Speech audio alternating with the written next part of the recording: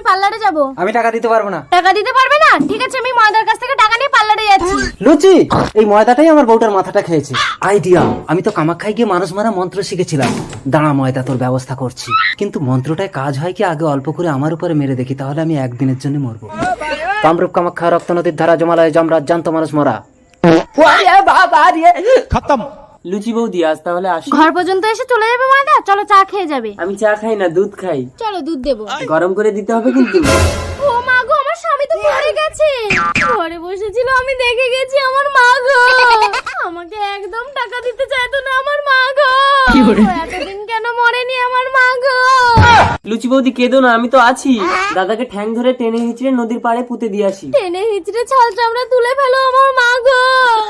খাও খাও, ভূত ডুবে যাও। ওই তো নদীর পাড়ে একটা ডেড বডি পড়ে আছে, তার মানে কেউ মাটি খুঁড়ে পুঁতছে না, আমিও ফেলে দিয়ে চলে যাবো। ডেড বডির পাশে ডেড বডি। रुको जरा। এসো বউ। ও মা, এ তো ডেড বডি। আমি আরো বউ মনে করছি। এ মা, ছি ছি ছি ছি ছি। দেখি আমি নদীর পাড়ে এলাম কি করে? মনে পড়েছে, আমি তো কাল থেকে মন্ত্র মেরে মরেছিলাম। টেনে হিচড়ে এনে আমার প্যান্ট খুলে ফেলেছে। আমার তো ছাল চামড়া খেলিয়ে গেছে। সবাই তো আমাকে দেখলে ভূত ভাববে। ময়দা, এখন আমি শুধু তোমার। না লুচি, তুমি শুধু আমার। আর এরা সবাই তো আমাকে ভূত ভেবে পালাচ্ছে। যাক, আমি কাল থেকে কিছু খাইনি, খুব খিদে লেগেছে, আগে কিছু খাই।